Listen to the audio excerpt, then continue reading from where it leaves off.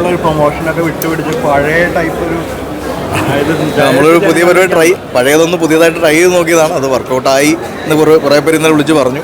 ഇനി വർക്കൗട്ടായോ ഇല്ലയോ എന്നുള്ളത് ഇനി അങ്ങോട്ടുള്ള ദിവസങ്ങൾ അറിയാം. ഇന്റർവ്യൂസിലൊക്കെ പറഞ്ഞായിരുന്നു നമ്മുടെ ലാലേട്ടൻ്റെ ശരിക്കുള്ള അഭിനയം കണ്ടിട്ട് ഇങ്ങനെ വിസ്മരിച്ചു. അതൊക്കെ ഇനി നമുക്ക് വളരെ ഇനി ഈ സമയത്ത് ഞാനിവിടെ നിന്ന് എന്തെങ്കിലുമൊക്കെ തള്ളി കഴിഞ്ഞ് കഴിഞ്ഞാൽ അത് ഭയങ്കരമായിട്ട് അപകടം ചെയ്യും. അതുകൊണ്ട് നമുക്ക് പടം കണ്ടു കഴിഞ്ഞിട്ട് പറയേണ്ടതൊക്കെ പറയാം. ലാലേട്ടൻ പൂനെയിലാണ് ഇന്ന് കാണുമെന്ന് പറഞ്ഞു. രാവിലെ ഇനി വളരെ കുറച്ച് സമയമല്ലേ ഉള്ളൂ. നമ്മൾ ഇനി ഇതിനെപ്പറ്റി കൂടുതലൊന്നും പറയണ്ട. നിങ്ങൾ കണ്ടിട്ട് നിങ്ങൾ തന്നെ പറയും. Okay, thank you. മണിക്കൂർ നിനക്കെപ്പോഴേക്ക് സിനിമ സ്റ്റാർട്ട് ആവുന്നത്?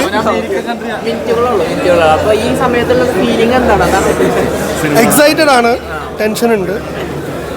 നല്ല സിനിമ ആണ് ഞങ്ങൾ ചെയ്തു വെച്ചേക്കുന്നത്. അപ്പം നല്ലൊരു ഔട്ട് പ്രതീക്ഷിക്കുക എല്ലാവർക്കും. കോൺഫിഡൻ്റ് ആണെന്ന് പറഞ്ഞാൽ ഞങ്ങൾ നല്ല സിനിമ ചെയ്തു എന്നാണ് ഞങ്ങൾ പ്രതീക്ഷിക്കുന്നത്. നിങ്ങൾ കണ്ടിട്ടല്ലേ പറയേണ്ടത്. ഇന്നത്തെ കാലത്ത് പ്രൊമോഷൻ സ്ട്രാറ്റജി ഒന്ന് മാറ്റി പിടിച്ച പടമാണുള്ളത്. അത് ആ കോൺഫിഡൻസിൻ്റെ ഇതിലാണ്. അല്ല ഒരിക്കലും അല്ല. അങ്ങനെ ഒരു അഹങ്കാരം അങ്ങനെ പരിപാടിയൊന്നുമില്ല.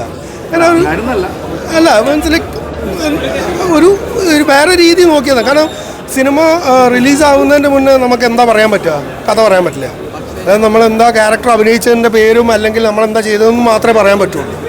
സിനിമ കണ്ടു കഴിഞ്ഞ് കഴിഞ്ഞാൽ ചോദിച്ചു കഴിഞ്ഞാൽ നമുക്ക് പറയാൻ ഒരുപാട് കാര്യങ്ങളുണ്ട്. അതല്ലേ നല്ലത്. അത്രേ ഉള്ളൂ. 2 മിനിറ്റ് കഴിഞ്ഞാൽ ഓൺ സ്ക്രീൻ ആയിട്ടുള്ള ലാലേട്ടനെ ശോഭന മാമിനെ നമുക്ക് കാണാൻ പറ്റും. പക്ഷെ ഞങ്ങൾക്ക് കുറച്ച് മിസ്സായി. ഓഫ് സ്ക്രീൻ കുറച്ച് ആൾക്കാരെ മിസ്സായി. ലാലേട്ടന് പടം റിലീസ് കഴിഞ്ഞാൽ വരൂടോ. രണ്ടാളൊക്കെ ഇന്റർവ്യൂസ് ഒക്കെ ഉണ്ടാവും. അത് സിനിമ കഴിഞ്ഞാൽ വരൂടോ. സിനിമ കഴിയട്ടെ. സിനിമ പുറത്തിറങ്ങി കഴിഞ്ഞാലല്ലേ അതിനൊരു ഹരമുള്ളൂ. അതിന് മുന്നേ ഒരു പറഞ്ഞു കഴിഞ്ഞാൽ എന്ത് രസമാണുള്ളത്. അല്ല താങ്ക് യു. നമ്മുടെ സിനിമ ഇറങ്ങുന്നതിൻ്റെ എക്സൈറ്റ്മെൻറ്റ് എന്തായാലും ഉണ്ടല്ലോ. പിന്നെ പ്രത്യേകിച്ച് ഒരു ലാലേട്ടൻ്റെ പടം നമുക്ക് അങ്ങനെ ചെയ്യാൻ പറ്റിയൊരു പടം.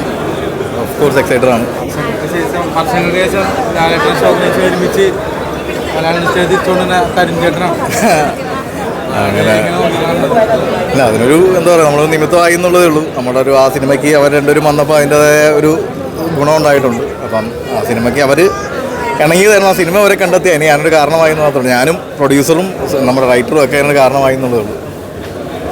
സാധാരണ സിനിമകൾ തുടരും യാതൊരു പ്രൊമോഷനും ഇല്ലാതെ വന്ന മോഹൻലാലിൻ്റെ ഒരു പടമാണ്. പക്ഷേ മോഹൻലാൽ ശോഭന കോംബോ എന്നുള്ളത് തന്നെ ഈ പടത്തിനുള്ള ഒരു പ്രൊമോഷൻ തുടക്കം മുതലേ കൊടുത്തിട്ടുണ്ട്. അതുപോലെ തരുൺ മൂർത്തിയായിട്ടുള്ള ഒരു കൂട്ടായിട്ട് നല്ല പ്രതീക്ഷയാണ്. സിനിമയിൽ ഒരു നല്ലൊരു കുടുംബചിത്രമായിരിക്കും എന്നുള്ള പ്രതീക്ഷയാണ്.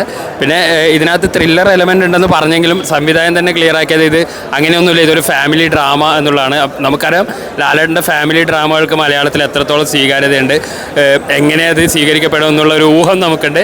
അതിനനുസരിച്ച് സിനിമ വരുമെന്നുള്ള പ്രതീക്ഷയാണ്. നല്ലൊരു കുടുംബചിത്രം കാണാമെന്നുള്ള പ്രതീക്ഷയിലാണ് കാത്തിരിക്കുന്നത്.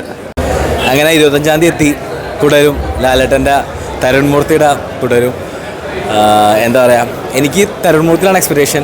പ്ലസ് ട്രെയിലർ കണ്ടിട്ട് ലാലേട്ടൻ്റെ ആ ഒരു നമ്മളിത്ര എമ്പുരാനിലൊക്കെ നമ്മൾ ലാലേട്ടൻ എന്ന സ്റ്റാറിനെ സെലിബ്രേറ്റ് ചെയ്തത്, ലാലേട്ടൻ എന്ന ആക്ടറിനെ സെലിബ്രേറ്റ് ചെയ്യാൻ ഒരുപാട് സീൻസ് ഉണ്ടാവുന്നതാണ് എൻ്റെ വിശ്വാസം. തുടരട്ടെ. ഒരു ലാലേട്ടൻ്റെ നെക്സ്റ്റ് ഒരു ഹിറ്റ് ആവട്ടെ.